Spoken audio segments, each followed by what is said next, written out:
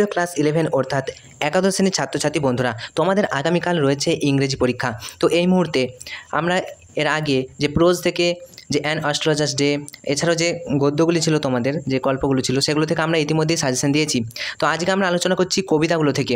তোমাদের যে 3টি কবিতা রয়েছে, composed upon Westminster bridge, Bengal seller এবং দ্য সেকেন্ড কামিং, এই যে 3টে কবিতা রয়েছে, এই 3টে কবিতা থেকে বেশ কিছু গুরুত্বপূর্ণ প্রশ্ন উত্তর নিয়ে আলোচনা করব। তাই তোমাদের সময় নষ্ট হবে না, প্রথম থেকে ভিডিওটা শেষ পর্যন্ত দেখতে পারো। তো আর উত্তর সাহায্যে আমরা টেকনোলজির সাহায্যে এর উত্তরগুলো তোমরা বাংলায় কিন্তু স্ক্রিনে দেখতে পাবে, তো তোমাদের বুঝতেও অসুবিধা হবে না। এর পাশাপাশি তোমরা আমাদের চ্যানেলে নতুন হলে চ্যানেলটা সাবস্ক্রাইব করতে পারো, আমাদেরকে ফ্রেন্ড হিসেবে বানাতে পারো। আর এই ভিডিওর যে কমেন্ট বক্সে আমরা লিঙ্ক দিয়ে রাখবো আমাদের যে সাজেশন, সেই সাজেশনগুলো তোমরা ভালো করে ফলো করবে। তো শেষ মুহূর্তে কয়েকটি গুরুত্বপূর্ণ প্রশ্ন তাড়াতাড়ি দেখে নাও, যেহেতু উত্তর সহ আলোচনা করছি, তো তোমাদের সময় নষ্ট একেবারেই হচ্ছে না। তো এই প্রতিটি কবিতা থেকে 20 থেকে 30টি করে প্রশ্ন খুব তাড়াতাড়ি দেখে নাও। ওয়ান লাইনার তোমাদের সাথে শেয়ার করছি, যেতে অপশান কিন্তু থাকবে না, তোমাদের পরীক্ষায় অপশান থাকবে। তো এখানে তোমরা জাস্ট বোঝার জন্য তোমাদের ওয়ান লাইনার অর্থাৎ এক লাইনে তোমাদের উত্তর কিন্তু করে দেওয়া হয়েছে। প্রথম দেখো কি বলা হয়েছে, composed upon Westminster Bridge is written by. Composed upon Westminster Bridge is written by, যে আপন ওয়েস্টমিনিস্টার ব্রিজ এই কবিতাটি লিখেছেন কে? William Wordsworth. তো এর বেঙ্গলি মিনিং তোমরা দেখতে পাচ্ছ অন স্ক্রিন। ওকে, চলো নেক্সট প্রশ্নে চলে আসি। Composed upon Westminster bridge was composed on September 3, 1802, 1802 সালে। ওকে, তাহলে এই আপন ওয়েস্টমিনিস্টার ব্রিজ এই কবিতাটি রচনা করা হয়েছিল, মনে রাখবে 3রা সেপ্টেম্বর 1802 সালে। ওকে, চলো নেক্সট প্রশ্ন, 3 নম্বর প্রশ্ন। একটু তাড়াতাড়ি আমরা স্পিডে করব, যদি তোমাদের মনে হচ্ছে যে কথাগুলো বুঝতে পারছো না বা তাড়াতাড়ি হয়ে যাচ্ছে, তাহলে তোমরা ভিডিও থেকে সেটিংটা তোমরা একটু স্লো করে দিতে পারো। ওকে, চলো 3 নম্বর প্রশ্ন দেখো। Composed upon Westminster bridge was written while poet was going to dash. কবিতাটা লেখা হয়েছিল তখন কবি ছিলেন কোথায়? ফ্রান্সে। ওকে, মনে রাখবে কবি তখন ফ্রান্সে ছিলেন। ওকে, নেক্সট প্রশ্ন, চলো 4 নম্বর প্রশ্ন। Composed upon Westminster Bridge is a dash. এটা একটা সনেট ধর্মী কবিতা। সনেট মানে চতুর্দশপদী কবিতা। ওকে, 14টা লাইন আছে দেখবে। চলো নেক্সট প্রশ্ন, 5 নম্বর প্রশ্ন। Composed upon Westminster Bridge is written in, কি উত্তরটা হবে? Iambic pentameter. ওকে, চলো নেক্সট প্রশ্ন চলে আসছি। 6 নম্বর প্রশ্ন। In the poem the poet views the city. কবি যে সিটিটাকে দেখেছে, নগরটাকে দেখেছে কোথা থেকে? ইন দ্য মর্নিং, অর্থাৎ সকালবেলায়। কখন? সকালবেলায়, মনে রাখবে সকালবেলায় দেখেছিল কবি, লন্ডন শহরটিকে দেখেছিল সকালবেলায়। চলো নেক্সট প্রশ্ন, 7 নম্বর প্রশ্ন। The poet sees London as dash. কবি লন্ডনে দেখেছে কিসের নেচার? পার্ট অফ নেচার, অর্থাৎ কি প্রকৃতির অংশ হিসেবে দেখেছেন কবি লন্ডন শহরটিকে। নেক্সট প্রশ্ন। আর্থ has not anything to show more fair. খুবই ইম্পর্টেন্ট একটা প্রশ্ন, এই লাইনটা তুলে প্রশ্ন আসতে পারে।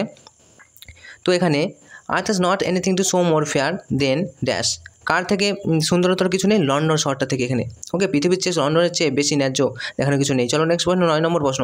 The person who passes without enjoying the beauty of the London morning is dash. খুব ইম্পর্টেন্ট একটা প্রশ্ন, তো কবিতাগুলো খুব ভালো করে তোমরা লাইনগুলো মনে রাখবে।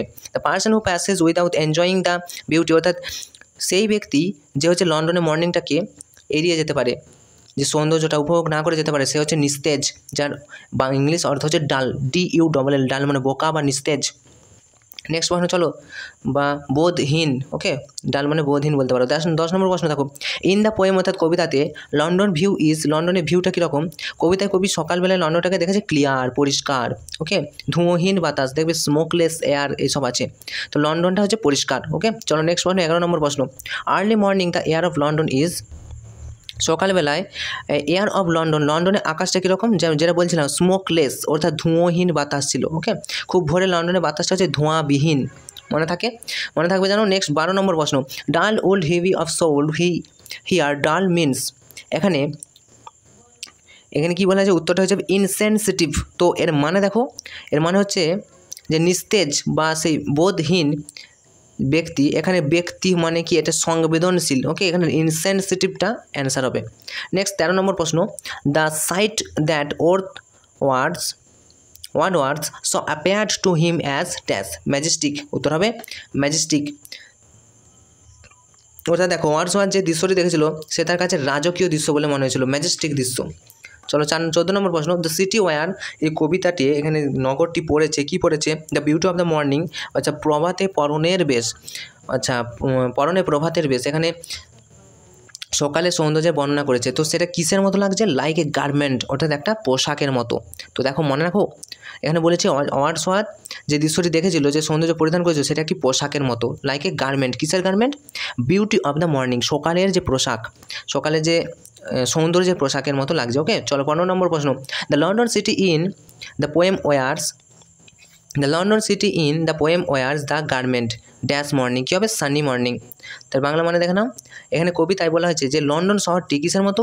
রৌদ্রোজ্জ্বল সকালের পোশাক পরার মতো। 16 নম্বর প্রশ্ন দেখো, the beauty of the morning is dash, the beauty of the morning is bare, অর্থাৎ কবিতায় যে সকালের সৌন্দর্যের বেশটা কীরকম ছিল? খালি, বেয়ার। নেক্সট প্রশ্ন, the towers, the tombs, theatres and temples lie upon in the, এটা তোমার কবিতাটা লাইনটা বলে দাও, sorry. The towers, domes, theatres and temples appear bright and dash, কীরকম করছে? উজ্জ্বল এবং চকচক করছে। যে কোনগুলো? টাওয়ার, ডোমস, থিয়েটার, অর্থাৎ টাওয়ার, গম্বুজ, থিয়েটার, মন্দিরগুলি উজ্জ্বল এবং চকচক করেছিল। ওকে, তাহলে গ্লিটারিং মানে চকচক করা, মনে থাকে জানো, bright and glittering.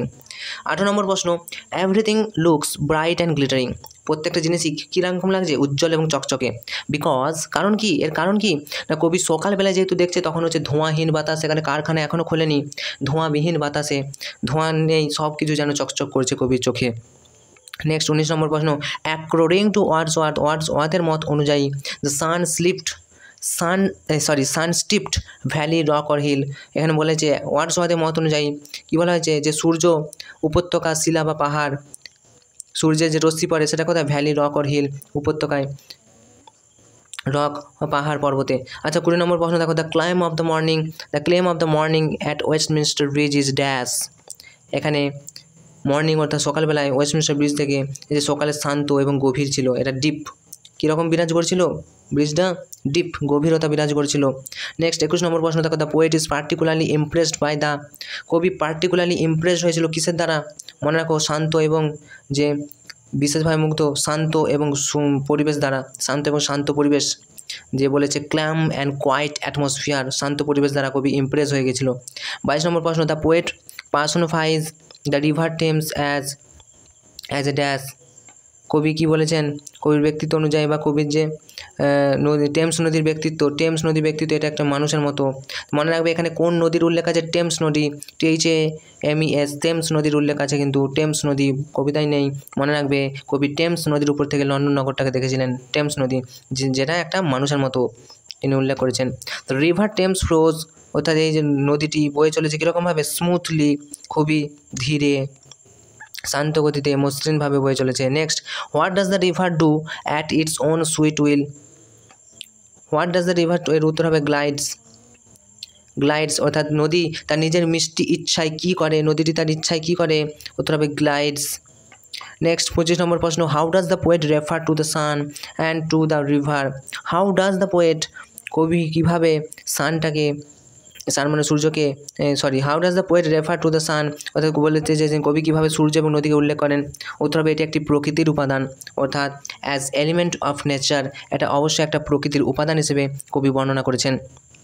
Next 26 number প্রশ্ন দেখো, the house of the city of London appear the poet is as dash, the house of the city, অর্থাৎ এই যে কবি যে বর্ণনা করেছে লন্ডন নগরীতে যে হাউসগুলোকে, ঘরগুলোকে, মনে হচ্ছে খুবই ইম্পর্টেন্ট একটা কোয়েশ্চেন, দাও স্টার্মা করো, এটা হয়ে যাবে কি?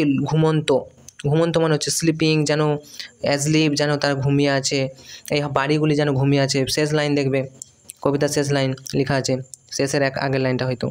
27 নম্বর প্রশ্ন দেখো, what was the object of the poet celebration, এনে কোন বিষয়টি কবি সেলিব্রেশন করেছে, কোন বিষয়টি কবি উদযাপন করেছে? অবশ্যই লন্ডন নগরীর দৃশ্যটা, the sight of London. Next প্রশ্ন, the mood of the poem, পোয়েটের মুড কীরকম? পোয়েটের মুড হচ্ছে তোমার, এটা দেখো, কবির যে মেজাজ হচ্ছে একটা শান্ত, এখানে শান্ত মেজাজ। তো নেক্সট প্রশ্ন,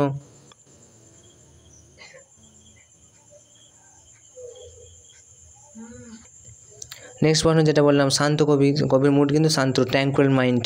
নেক্সট প্রশ্ন 29 দেখো, the mighty heart is compare to that, কবি এখানে মাইটি হার্ট অর্থাৎ যে প্রকাণ্ড হৃদয়ের সাথে তুলনা করছে, সেই নগরটিকে যেন কবি প্রকাণ্ড হৃদয়ের সঙ্গে তুলনা করছে। শেষ লাইন দেখবে, শক্তিশালী হৃদয় শহরের সাথে তুলনা করা হয়েছে। নেক্সট প্রশ্ন 30 নম্বর প্রশ্ন, the poet enhance London by using the superlative, এর মানে হচ্ছে দেখো, কবি ব্যবহার করে লন্ডন উন্নত করেন কি? সুপারলেটিভ, কবি লন্ডন নগরীর বর্ণনাটা একটু ভালো করেই করেছেন। তো এটাই ছিল তোমাদের বেশ কিছু গুরুত্বপূর্ণ প্রশ্ন। তো এরকম অনলাইনে তোমাদেরকে বুঝালাম কবিতায় কী কবি আসলে বলতে চেয়েছেন। চলো নেক্সট আমরা চলে আসবো। তো নেক্সট কবিতা দেখো দ্য সেকেন্ড কামিং থেকে বেশ কিছু গুরুত্বপূর্ণ প্রশ্ন ও উত্তর। প্রথম প্রশ্ন দেখো, who wrote the poem the second coming? Who wrote the poem the second coming? The second coming কবিতাটি কে লিখেছেন? উত্তর হবে, দাগ দাও, উইলিয়াম বাটলার ইয়েটস এই সেকেন্ড কামিং কবিতাটি লিখেছে। মনে রাখবে খুব গুরুত্বপূর্ণ।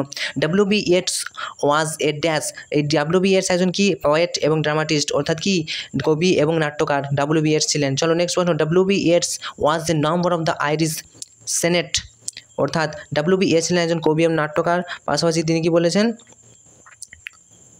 দেখো দ্য সেকেন্ড কামিং কবিতাটি লিখেছিলেন। আমি তাহলে যেটা বলছিলাম, yet was a member of the Irish, অর্থাৎ সেনেটের কিন্তু সদস্য ছিল। ইয়েটস আইরিশ সিনেটের সদস্য ছিলেন। মনে রাখবে। 4 নম্বর প্রশ্ন দেখো, Yeats poetic career Spain the period of, উত্তর হবে মোর দ্যান 50 ইয়ার্স, অর্থাৎ এর মানে কি ইয়েটস কিন্তু কী করেছিলেন, কাব্যিক যে ক্যারিয়ার ইয়েটসের ক্যারিয়ার সেটা হচ্ছে 50 বছরেরও বেশি সময় ধরে বিস্তৃত। চলো নেক্সট বলেন, এটা গুরুত্বপূর্ণ নয়, এখানে দেখো বলেছে when was the poem the second coming writing, খুব ইম্পর্টেন্ট, যে সেকেন্ড কামিং কবিতাটি কখন লেখা হয়েছিল? উত্তর হবে 1919, অর্থাৎ 1919 সালে। 1919 সালে কিন্তু কি সেকেন্ড কামিং কবিতাটি লিখেছে। চলো নেক্সট প্রশ্ন, 6 নম্বর প্রশ্ন, the second coming poem was the first printed, কবিতাটি কখন প্রকাশিত হয়? নভেম্বর 1920, 1920 সালে এই সেকেন্ড কামিং কবিতাটি প্রকাশিত হয়। মনে রাখবে। তো সেকেন্ড কামিং কবিতাটি কত সালে প্রকাশিত হয়? 1920 সালে, এটা মনে রাখবে। চলো নেক্সট পয়েন্টে চলে আসবো। 7 নম্বর প্রশ্ন, the name of the collection in which the second coming was published in Michael কী আছে রোবার্টিক্স অ্যান্ড ড্যান্সার। তো 7 নম্বর প্রশ্ন কি বলেছে, যে সঙ্গে দ্য সেকেন্ড কামিং প্রকাশিত হয়েছিল তার নাম হচ্ছে মাইকেল রোবার্টিক্স অ্যান্ড দ্য ড্যান্সার, যে সংগ্রহে দ্য সেকেন্ড কামিং প্রকাশিত হয়েছিল, এটা মনে রাখবে। তাহলে the second coming of collection, যে সংগ্রহে প্রকাশিত হয়েছিল, in which the second coming of published Michael Robartes and dancer, মনে রাখবে। 8 নম্বর প্রশ্ন চলে আসছি, which book of the Bible does the term the second coming originate from? উত্তর হবে বুক অফ রিভেলেশন। তো এটা প্রশ্নের উত্তর কী হবে? যে সংগ্রহে, এটা বললাম। দেখো নেক্সট যে প্রশ্নটা বলছিলাম, যে which book the Bible does the term of second coming originate from? উত্তর হবে বুক অফ রিভেলেশন। এর মানে হচ্ছে বাইবেলের যে বইটি দ্বিতীয় আগমন শব্দটি থেকে উদ্ভূত হয় সেটা হচ্ছে বুক অফ রিভেলেশন।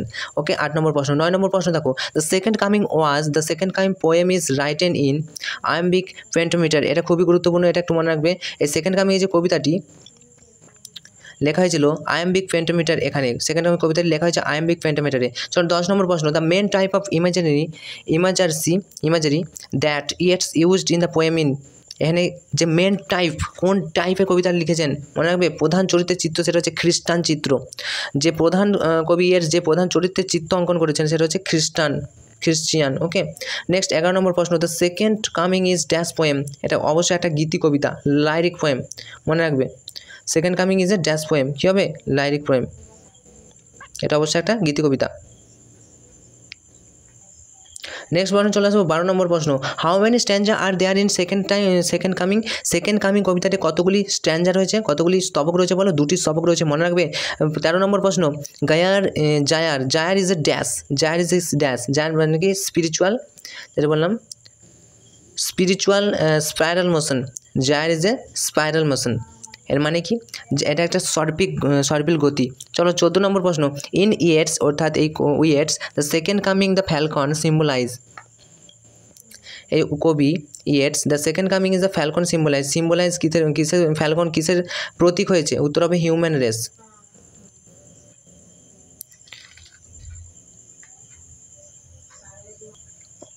তো 14 নম্বর এটা কি বললাম, যে in Yeats the second coming is falcon. তো 14 নম্বর প্রশ্নের উত্তর দেখো, Yeats the second coming falcon প্রতীক হচ্ছে মানব জাতির প্রতীক, দ্য হিউম্যান রেসের প্রতীক। 15 নম্বর প্রশ্ন চলে আসবো, in the poem the word falconer symbolise, falconer কিসের প্রতীক? এখানে ফ্যালকন হচ্ছে খ্রিস্টের প্রতীক। ওকে, খ্রিস্টের প্রতীক, ফ্যালকন হচ্ছে খ্রিস্টের প্রতীক। চলো 16 নম্বর প্রশ্ন দেখো, the world energy refer to, এখানে the word energy refer to কিসের প্রতীক? এনার্জি, এটা হচ্ছে মনে রাখবে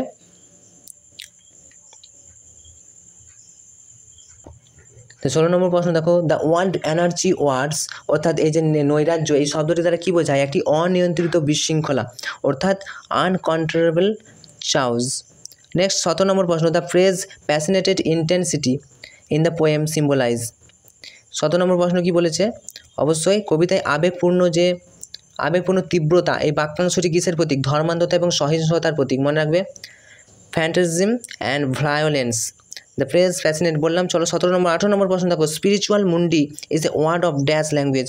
স্পিরিচুয়াল মুন্ডি এটা কি ল্যাঙ্গুয়েজ? মনে রাখবে ল্যাটিন ল্যাঙ্গুয়েজ, অর্থাৎ ল্যাটিন ভাষায় বলা হয়েছে স্পিরিচুয়াল মুন্ডি। স্পিরিচুয়াল মুন্ডি এটা হচ্ছে অবশ্যই একটা ল্যাটিন শব্দ, ল্যাটিন ভাষা, স্পিরিটাস মুন্ডি। ওকে, চলো 19 নম্বর প্রশ্ন, স্পিরিটাস মুন্ডি had the body of dash. বডিটা কীরকম দেখতে? তো অবশ্যই তোমরা বই পড়েছো, স্পিরিটাস মুন্ডি এর লায়ন। স্পিরিটাস মুন্ডি এর বডিটা ছিল লায়নের মতো। স্পিরিটাস মুন্ডি হ্যাড এ হেড, মাথাটা কীরকম ছিল? অবশ্যই একজন মানুষের শরীর। স্পিরিটাস মুন্ডির শরীর ছিল একজন সিংহর মতো। হেডটা ছিল, মাথাটা হচ্ছে মানুষের মতো, আর বডিটা ছিল সিংহের মতো, মনে রাখবে। চলো নেক্সট 21 নম্বর প্রশ্ন দেখো, what kind mythological creature is feature of the poem.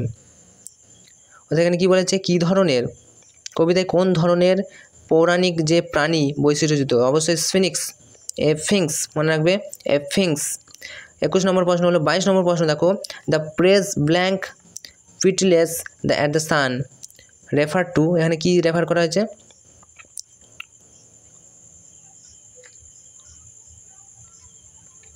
দেখো, দ্য ফ্রেজ ব্ল্যাঙ্ক, যেটা বললাম, the phrase blank and pitiless at sun refer to the phoenix gaze. এর বাংলা মানে হচ্ছে ফাঁকা এবং সূর্যের মতো করুণ বাক্যাংশটি বোঝায় কিসের দৃষ্টি? ফিনিক্সের দৃষ্টি। ওকে, ফিনিক্সের দৃষ্টির মতো বোঝানো হচ্ছে। তাহলে the phrase blank and pitiless at the sun refer to the phoenix gaze, ফিনিক্সের দৃষ্টির মতো। নেক্সট, মরুভূমির পাখি হলো ড্যাশের প্রতি মৃত্যুর প্রতীক। তো এখানে মরুভূমির পাখি ডিজার্ট ওয়ার্ড, ডিজার্ট মানে মরুভূমি। তো মরুভূমির পাখি আর সিম্বল কিসের প্রতীক? ডেথের প্রতীক। ডেথ মানে মৃত্যুর প্রতীক। 24 নম্বর প্রশ্ন দেখো, হোয়েন দ্য স্পিকার অর্থাৎ যখন কবি সেজ বলে the darkness drops again he is suggesting that the vision is the fading. এ বাংলা মানে কি দেখো?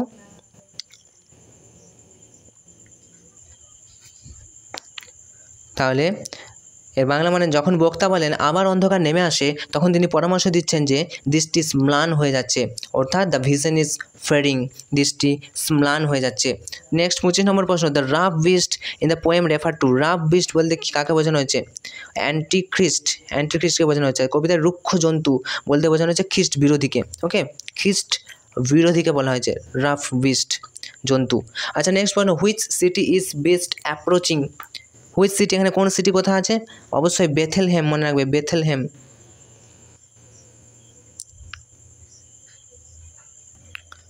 তো 26 নম্বর প্রশ্ন দেখো, which city the beast approaching.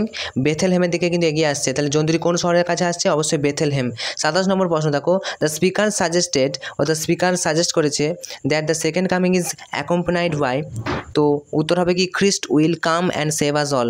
অর্থাৎ এখানে কবি বলেছেন, কি বলেছেন? যে স্পিকার অর্থাৎ কবি বলেছেন, পরামর্শ দিয়েছেন যে দ্বিতীয় আগমনের সাথে আসবে, খ্রিস্ট আসবেন এবং আমাদের সবাইকে রক্ষা করবেন। তাহলে খ্রিস্ট উইল কাম অ্যান্ড সেভ আস, খ্রিস্ট কিন্তু আমাদের আসবেন এবং রক্ষা করবেন। চলো নেক্সট 28 নম্বর প্রশ্ন দেখো, the overall tone of the পোয়েমের যে কবিতার আসল টোনটা কীরকম? টোনটা দেখো কি বলেছে? অ্যানেক্সিটি। সামগ্রিক যে সুর, কবিতার যে সামগ্রিক সুর সেটা হচ্ছে উদ্বেগ। অ্যানেক্সিটি মানে হচ্ছে উদ্বেগ, মনে রাখবে কবিতার মূল সুরটা হচ্ছে উদ্বেগের সুর।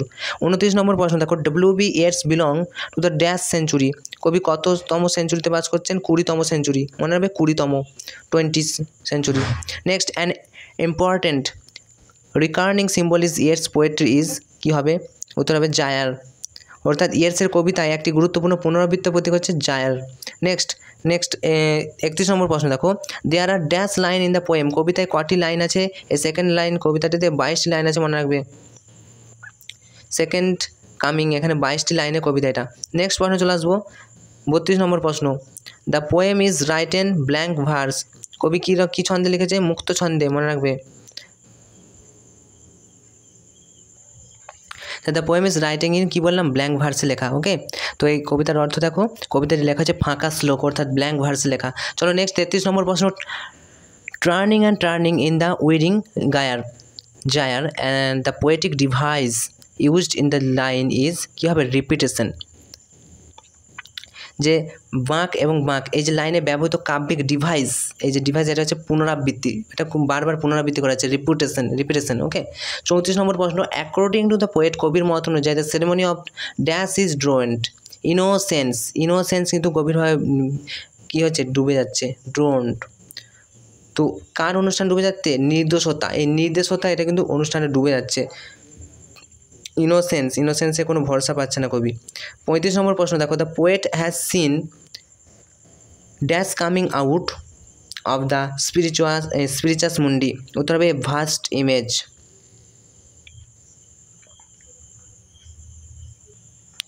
দেখো তো কবি স্পিরিচাস মুন্ডি থেকে কি বেরিয়ে আসতে দেখছে, একটা বিশাল চিত্র, a vast image. Next 36 number প্রশ্ন দেখো, the creature's gaze is compare to the dash blank pitiless gaze, উত্তর হবে অফ দ্য সান। দেখো নেক্সট, জীবের দৃষ্টি ড্যাশের ফাঁকা এবং করুণ দৃষ্টির সাথে তুলনা করা হয়, কার ফাঁকা করুণ দৃষ্টি, উত্তর হবে সূর্যের ফাঁকা এবং করুণ দৃষ্টির সাথে তুলনা করা হয়, অর্থাৎ the sun is the correct answer. Next প্রশ্ন 37 নম্বর প্রশ্ন, the rough beast is moving is dash, অর্থাৎ এখানে যে রাফ বিস্ট অর্থাৎ রুক্ষ জন্তু, এই জন্তুটি ধীরে ধীরে তার ড্যাশ কী করছে, জিনিস নড়াচড়া করছে, তাহলে উত্তর হবে থিংস। নেক্সট প্রশ্ন 38 নম্বর প্রশ্ন, the sphinx like creature is towards Bethlehem, the sphinx like creature, এই ফিনিক্সের মতো যে পাখিটি, স্ফিনিক্সের মতো যে প্রাণীটি সিংসের মতো, তো এটা বেথেলহেমের দিকে এগিয়ে যাচ্ছে, এটা স্লাচিং, উত্তর হবে স্লাচিং। নেক্সট 40 নম্বর প্রশ্ন দেখো, 39 নম্বর প্রশ্ন, লাইন 1 থেকে 4 মানে 1 থেকে 4 poem illustrate the use of analogy, অর্থাৎ কবিতায় যে লাইন 1 থেকে 4 ব্যবহারে শিক্ষিত করে, এটা একটা উপমা, 1 থেকে 4-এর ব্যবহারকে চিত্রিত করে, এটা হচ্ছে উপমা। 40 নম্বর প্রশ্ন, W.B. Yeats ওয়াজ ডাইড, কবি মারা যায় কখন, উত্তর হবে 28 জানুয়ারি 28 জানুয়ারি অফ 1939, অর্থাৎ 1939 সালে 28 জানুয়ারি কবি কিন্তু মারা যান। চলো নেক্সট আমরা চলে আসবো পরবর্তী। তো এরপর দেখো বেঙ্গল স্যালার থেকে বেশ কিছু গুরুত্বপূর্ণ প্রশ্ন ও উত্তর। Sarojini Naidu is a dash, Sarojini Naidu হলেন একজন লেখিকা। ওকে, নেক্সট প্রশ্ন চলে আসবো, the original name of Sarojini Naidu was, original name কি, সরোজিনী চট্টোপাধ্যায়, সরোজিনী নাইডুর যে আসল নাম সেটা হচ্ছে সরোজিনী চট্টোপাধ্যায়। ওকে, চলো নেক্সট প্রশ্ন চলে আসবো। দেখো নেক্সট প্রশ্ন, Sarojini Naidu was known as nightingale of India, Sarojini Naidu এই ভারতের নাইটিঙ্গেল নামে পরিচিত। ওকে, মনে রাখবে ইন্ডিয়ান নাইটিঙ্গেল, অর্থাৎ ভারতের নাইটিঙ্গেল নামে পরিচিত সরোজিনী নাইডু। 4 নম্বর প্রশ্ন, বাই হোম, কাকে Sarojini Naidu given the title nightingale of India, Sarojini Naidu যে নাইটিঙ্গেল উপাধি কে দিয়েছিল, উত্তর হবে Mahatma Gandhi. Okay, by whom the Sarojini Naidu given the title nightingale of India, Mahatma Gandhi. Next প্রশ্ন, ইন 1925 1925 সালে Sarojini Naidu became the first Indian female president, তো এটা হবে ইন্ডিয়ান ন্যাশনাল কংগ্রেস, তিনি কোন দলে ছিলেন, ইন্ডিয়ান ন্যাশনাল কংগ্রেস, ভারতীয় জাতীয় কংগ্রেসের প্রথম ভারতীয় মহিলা রাষ্ট্রপতি হন 1925 সালে, মনে রাখবে সরোজিনী নাইডু। নেক্সট 6 নম্বর প্রশ্ন, after independence Sarojini Naidu was the appointed as the, উত্তর হবে গভর্নর অফ ইউনাইটেড প্রভিন্স, অর্থাৎ এর মানে কি, স্বাধীনতার পর সরোজিনী নাইডুকে নিযুক্ত করা হলো ইউনাইটেড প্রদেশের গভর্নর হিসেবে। 7 নম্বর প্রশ্ন দেখো, Naidu's first collection poem is called, উত্তর হবে দ্য গোল্ডেন থ্রেশহোল্ড, এই নাইডুর যে প্রথম কালেকশন, প্রথম সংগ্রহ কবিতাকে বলা হচ্ছে গোল্ডেন থ্রেশহোল্ড, কবিতার নাম হচ্ছে দ্য গোল্ডেন থ্রেশহোল্ড, মনে রাখবে। 8 নম্বর প্রশ্ন, সরোজিনী নাইডু ইজ ডায়েড 1949, সরোজিনী নাইডু মারা যান 1949 সালে। নেক্সট প্রশ্ন দেখো, চুরি বিক্রেতারা প্রথম প্রকাশিত হয়েছিল কোথায়, অর্থাৎ দ্য বেঙ্গল সেলার 1912 সালে প্রথম প্রকাশিত হয়েছিল, ফার্স্ট পাবলিশড, মনে রাখবে। 10 নম্বর প্রশ্ন দেখো, ইন হুইচ কালেকশন, অর্থাৎ এই যে কবি সংগ্রহে দ্য বেঙ্গল সেলার, দাঁড়াও, the in which collection the poem of the bangle seller include, উত্তর হবে দ্য বার্ড অফ টাইম, অর্থাৎ পাখির যে সময়, কোন কবিতা দ্য বেঙ্গল সেলার অন্তর্ভুক্ত হয়েছে, দ্য বার্ড অফ টাইম, এই কবিতা কিন্তু অন্তর্ভুক্ত হয়েছে, মনে রাখবে। In which collection the poem is bangle seller included the bird of time. Next 11 number প্রশ্ন, how many stanza are there in the poem, এখানে কটি স্ট্যান্জা রয়েছে এই কবিতাটিতে, the bangle seller is a 4 stanza, মনে রাখবে, 4টি কিন্তু স্তবক রয়েছে, মনে রাখবে, খুব ভালো করে মনে রাখবে।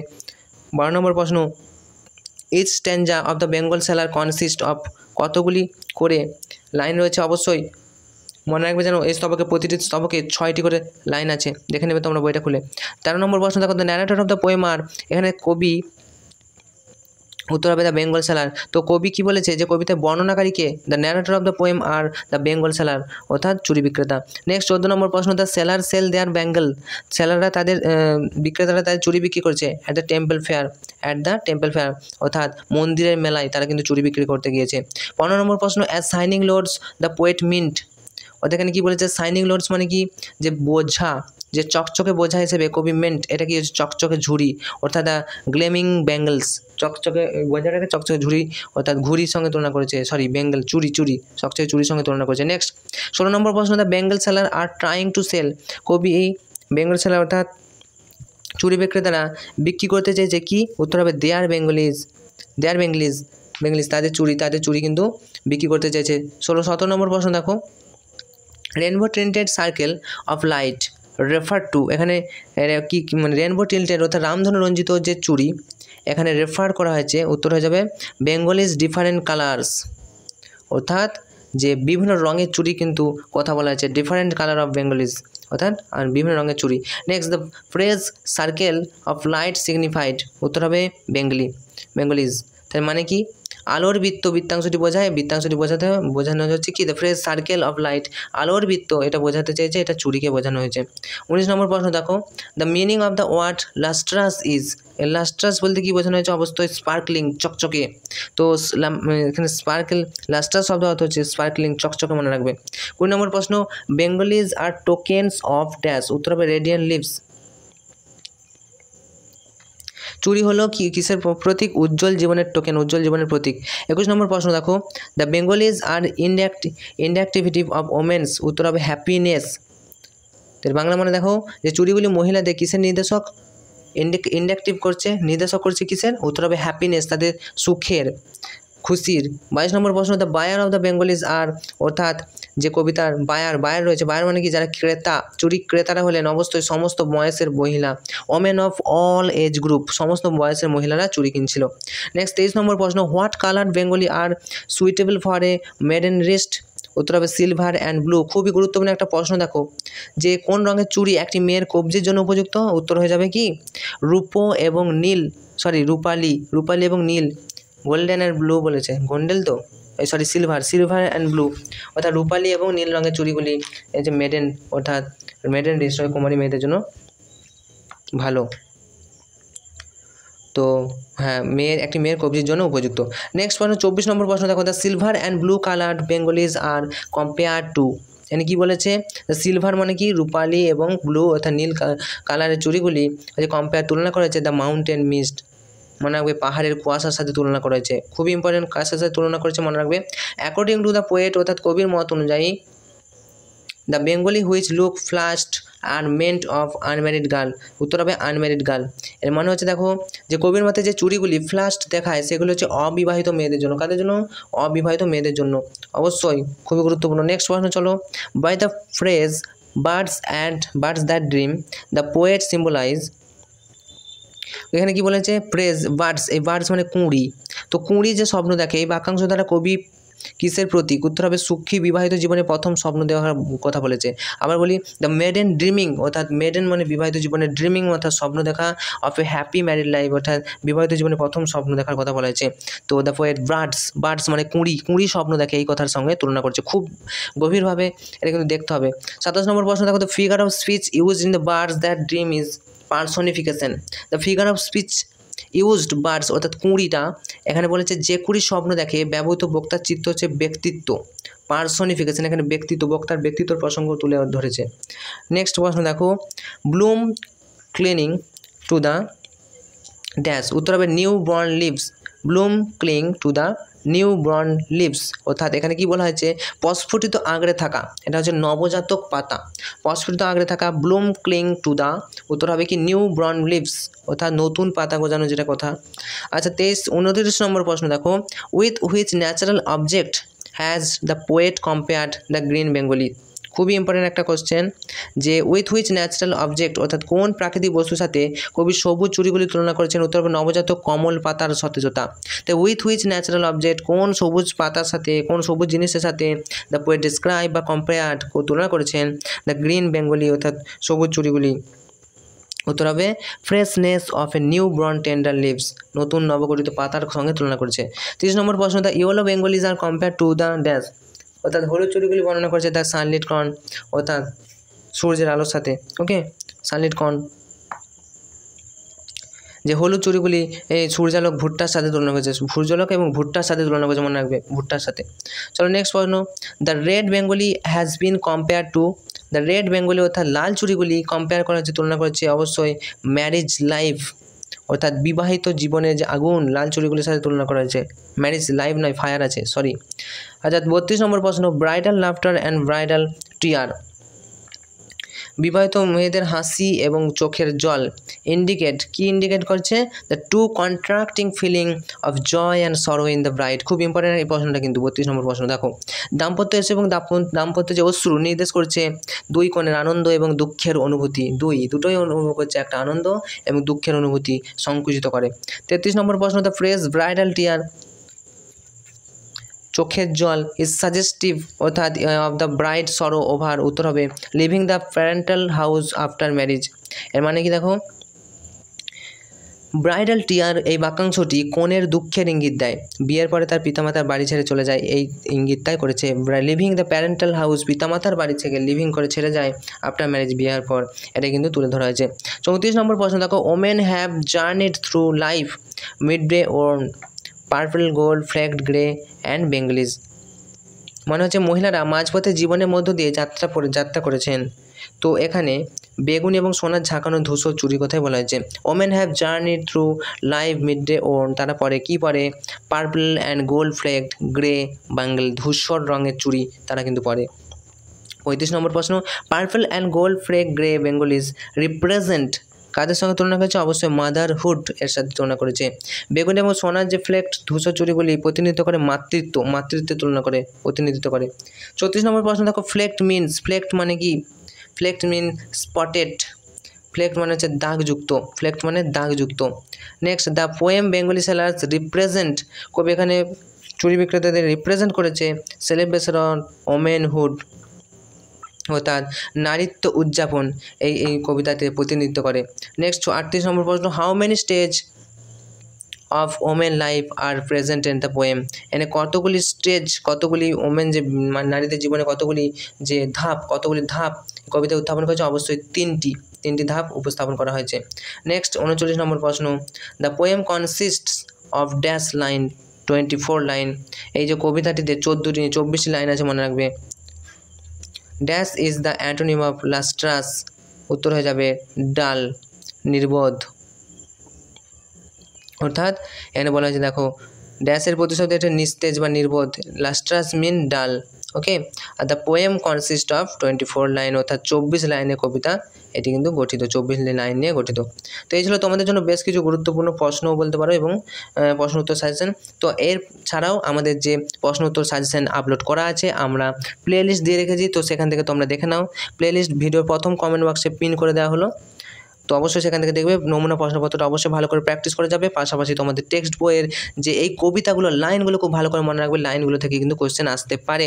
প্রত্যেকটি কবিতার কবির নাম এবং যে তোমাদের যে কবিতা পাশাপাশি যে প্রোজগুলো রয়েছে, ভার্স পোর্স যেগুলো রয়েছে, সেগুলো কবির নামগুলো ভালো করে প্র্যাকটিস করে যাবে, ওগুলো কিন্তু পরীক্ষা একটা চলে আসতে পারে। তো আজকের মতো ভিডিওটা এখানে শেষ করছি। তোমাদের পরীক্ষা খুবই ভালো হবে এই শুভকামনা জানাই। ভালো করে তোমরা প্র্যাকটিস করো, because practice make a man perfect. যত বেশি প্র্যাকটিস করবে তত কিন্তু তোমাদের নাম্বার বাড়বে। তো তোমাদের পরীক্ষা ভালো হবে এই শুভকামনা জানিয়ে আজকের মতো ভিডিওটা শেষ করলাম। Enjoy exam, all the best.